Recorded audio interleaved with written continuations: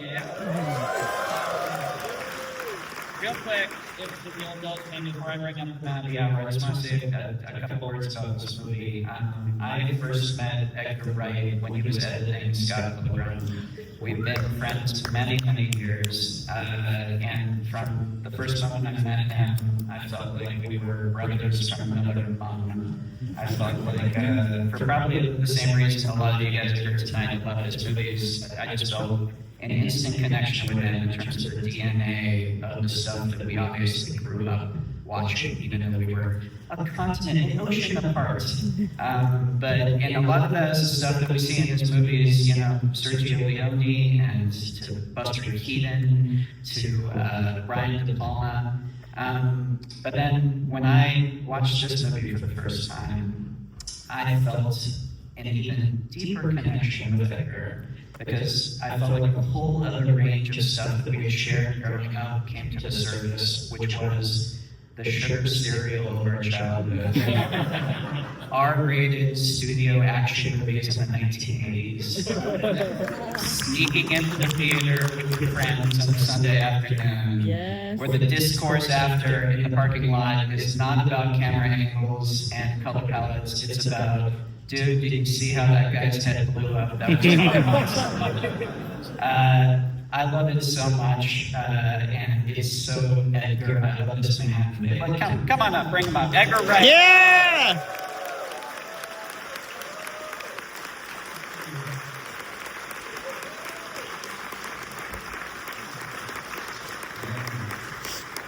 I got to say, it's so nice to be in this theater because, you know, this is genuinely, when I stay in Los Angeles, live in Los Angeles, this is my local, and me and Ryan have been to this cinema many times. It's amazing. I'd also shout out to these 10 spooky ladies up here who are always watching over us.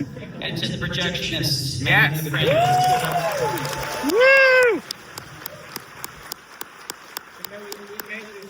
This is, I think, an exclusive 35mm presentation of this movie. Hell yeah. And you just watched the D-Box, the smell-o-vision version recently? You actually sat there and watched it in that shaky box thing. What's it called? It was last weekend. It was actually the first time in 21 years that I watched one of my movies with an opening weekend crowd. I did it for Shaun of the Dead, and then I got superstitious and never did it ever again. And then I was supposed to do this Q&A after a 4DX screening, and I thought, I've never seen A, the 4DX version of my movie, B, I've never seen a 4DX film, full stop. I'm watching the 4DX of Hamlet when it comes to I hear the end is amazing in 4DX. Wow. Cheers. I just think about Kentucky Fried Movie. I was actually, I gotta say, I really enjoyed it. It was great. All right, so I'm gonna ask start basic. I just want to ask the Running Man. How did this first come to you, and also what's like your history? Did you read the novel, the Novelita, growing up? Yeah. What's your history with it, and how did this come to you? Well, I think like a lot of people, I started reading Stephen King at the perfect age, which is too young. But The Running Man I had read when I was 14, when they brought up the Bachman books. They had that paperback compendium of the 4 books, the first 4. And I had read The Running Man before I saw the 1987 adaptation. So obviously, even when you're a teenager, I wasn't a director then, but you obviously visualize that movie. And then the 1987 version, which is super fun, but it's a completely different story. So I had kind of visualized a completely different film. So I think I just had a long-held opinion that there was another movie in the source material. And so I'd always kind of thought that. And, you know, I think I'd hesitate to call this a remake. It's more like a new adaptation of the same source material. But the best remakes are ones that do something completely different. And there was like, in the Stephen King, Richard Bachman novel, there was like a whole different movie. And so that was, you know, what was the jumping off point. So I mentioned that in interviews over the years. And then 4 years ago, Simon Kinberg emailed me and said, is it true that you have an interest in The Running Man? We have the rights. And I'd actually looked into the rights before and it had all been complicated. So I was like, yes, you know, and it's so rare. It's never happened actually where somebody actually approaches you about something that you've actively thought about. Mm-hmm. So, you know, it's kind of crazy like 4 years later to be here. Also, as some of you may know, Stephen King, who wrote the novel was published in 1982 under Richard Bachman. He wrote it in 1973, but the year in which he said the novel was 2025. And I asked him about it because I got to do press with him with this, and I said, why 2025? And he said, it sounded cool and it was a long way off. Not anymore. He noticed that we didn't put the date in the movie. And the reason is we always said it's like a different tomorrow. It's almost like an alternate 2025. And funny enough, there's two films in the trailers that refer to this. It's like in Brazil, Terry Gilliam's amazing film, which is showing at midnight next weekend.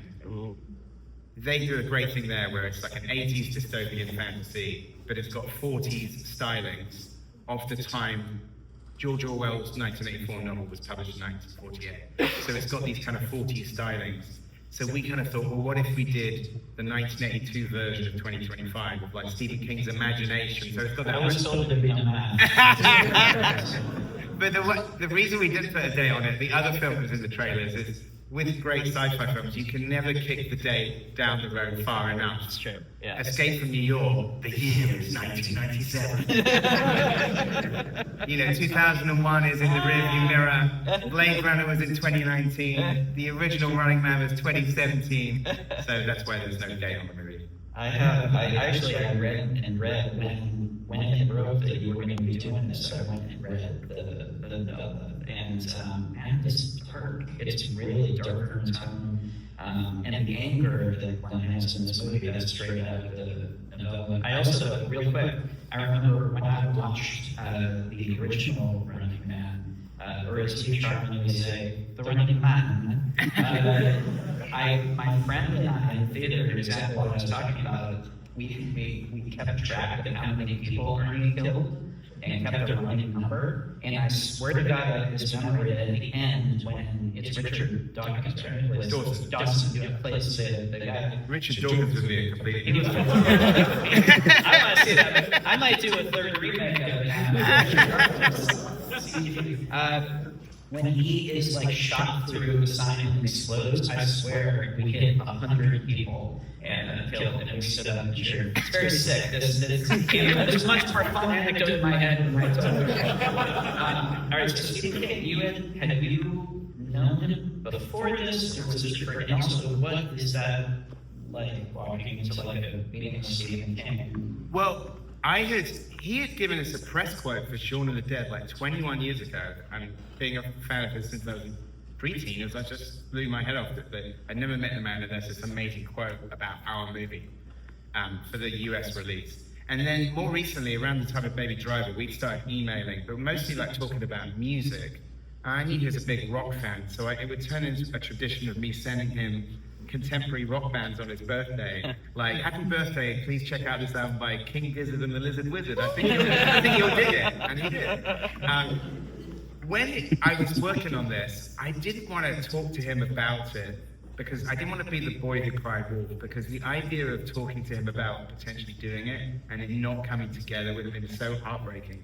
So very late in the day, we didn't start making this film until November 2024 last year, which is kind of wild.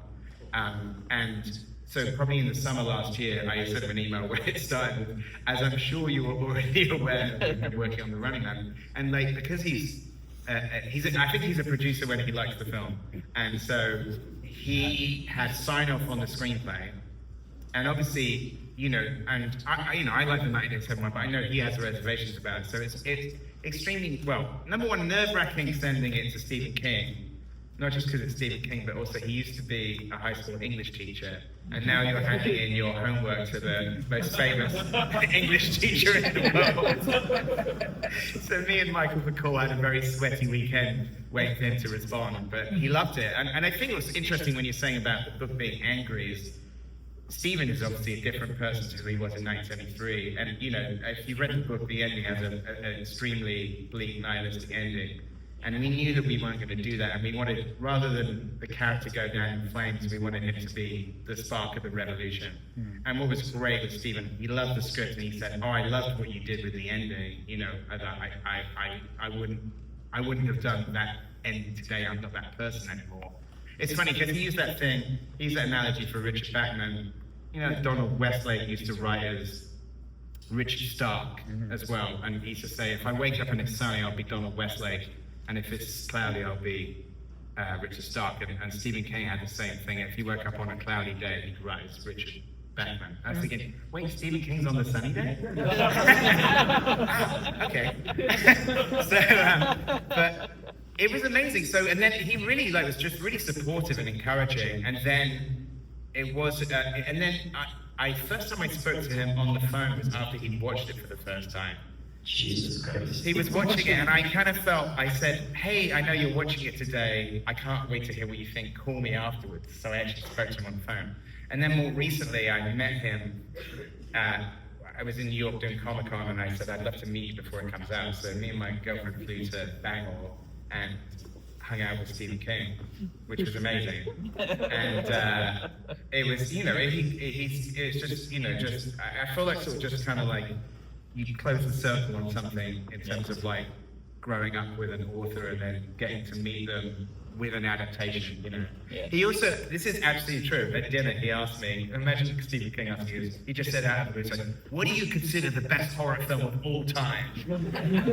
And I said, you're gonna think I'm just saying this. I said, and this is true, this is how I genuinely feel. I said, you're gonna think I'm just saying this, but genuinely my favorite horror film of all time is Carrie. Brian De Palma's Carrie is like my all-time favorite, and I could watch that film any day of the week. And so, I would have fucked up and said The Shining. So well done. There's a Mick Garris version. No, I mean that, but like, I mean, it was interesting. I did, but I mean, but also, what an amazing thing is that your first book published and the first film adaptation is Carrie.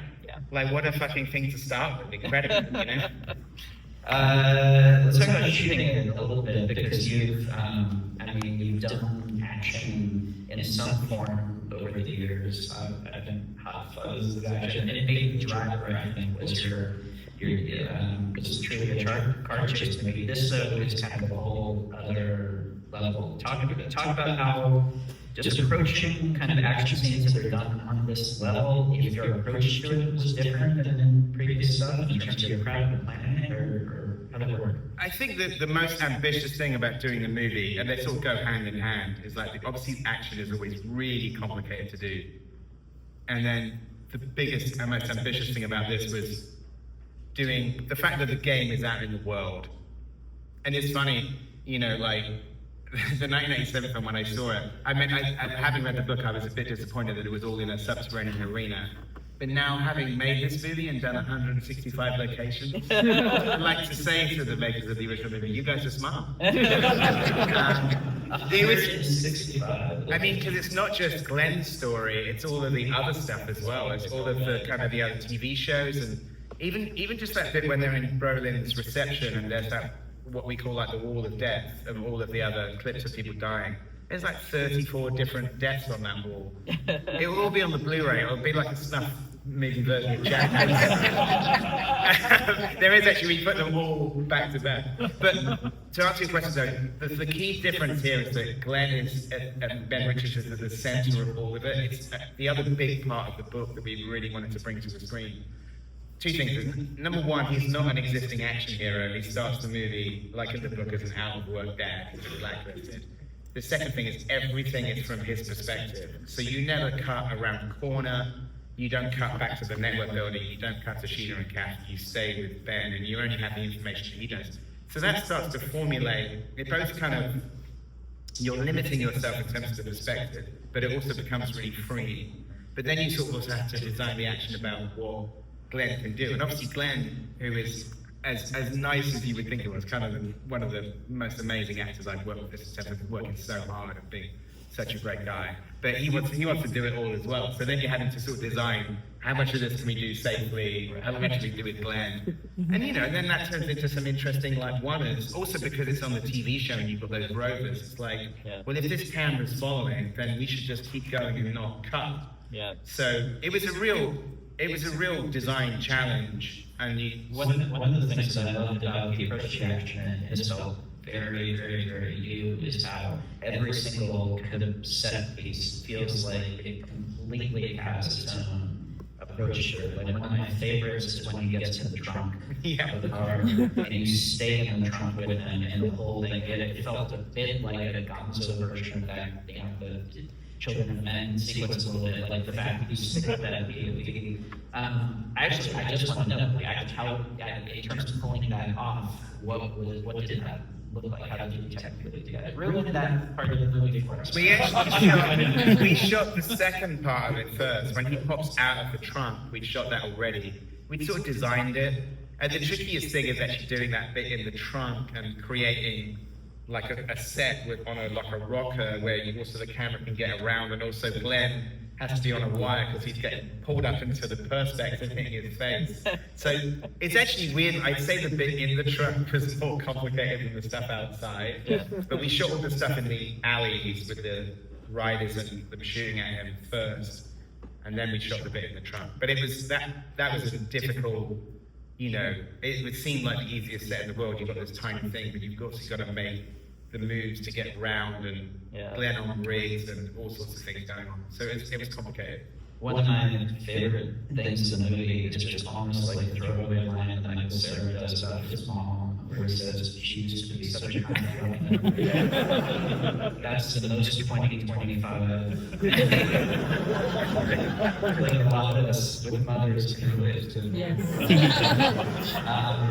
But that set piece in the house, the Home Alone style kind of like, House of Horrors, talk about putting that together. I'm assuming that was all big set. Our pitch, me and Michael Bacall's pitch, and these are two films that never get mentioned together, was Home Alone meets Straw Dogs. You would never go into a studio with that pitch. But I'm a big fan of like, me and Michael Bacall, who, co-wrote the script, big fan of like, not just booby trap sequences. I just mentioned a couple of films and people in the audience. So Home Alone, Straw Dogs. I got to give a shout out to the people under the stairs. Wes Craven. Booby trap house films of the time.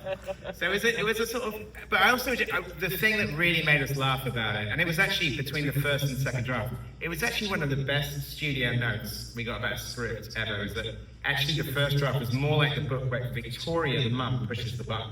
She's the one who calls the cops. And actually, Mike Hunter from Paramount read the script, and he thought, because the Bradley sequence and the Elton sequence were after each other, he said, there's a reading that goes, one of these guys has got to fuck him over. And so we thought, we don't want Elton to be the bad, we don't want him to be a baddie.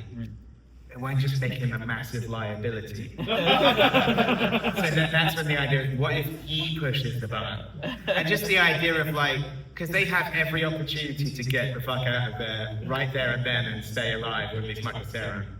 But it's like, he goes, but I've got all these traps. I gotta set off my traps. In fact, let's go upstairs. To do all the upstairs ones as well. So, I mean, that is my favorite. I think him going down the fire pole might be my favorite bit of it. Let's talk about Josh Groban's teeth. I think he got the idea from Glenn Close on your film, didn't he? That's right. Maybe he did. I don't know. Yeah, is that what they said? Well, I think he just thought that like executives have perfect teeth. Yeah. And he just said, I wanted to get some veneers. I mean, we sort of talked about the worst people, and this doesn't just mean the film industry, it means business generally. But the worst people will act like they're your best friend. Yeah. And they wield soft power because they don't actually need to bear fangs. And if you're getting bad news from somebody, you're not getting it from them. So the thing that we talked about is like, rather than, we never wanted him to be a moustache twirling villain, was that he kind of like seems, he delivers some of the sort of most malicious, like malevolent shit. Yeah. In a very reasonable manner, because he's kind of gaslit himself into the idea that this is all okay. Yeah. And the book was written in 1973. There's so many things that it predicts, but obviously we got to write this adaptation with 25 years of a particular kind of reality TV. Yeah. And the fact that there's like, there's obviously really dark stories. If you watch that Jerry Springer documentary, that dropped on Netflix just before we were shooting with Colin and Josh, and they seemed to confirm everything that was in the script. And you know, but the fact that there's like dark scandals on singing and baking competitions as well, it just feels like the reality TV is you know, kind of ruthless, you know? But then there are things that are stuff that have nothing to do with our current reality, like the big glowing red N. Just I don't know where you come up with this stuff. I really felt that at some point in the process, somebody was going to say, Edgar, you can't have the climax with him piloting a plane into the Netflix building. I mean, I'm astonished that nobody picked me up on it. That kind of seems like maybe the perfect answer. as Ryan goes off to do Q&A for his Netflix film. Take it away, Rose. Take it away. We have to go and see Wake Up Dead Man at the New Beverly, right? He's playing at the New Beverly this week, Wednesday and Thursday. Why don't we give it up for Mr. Edgar Wright, guys? Please spread the word. Get your friends, get your family, get your loved ones out to see this movie in the theaters. Let's support sugar cereal action movies. Thanks, guys.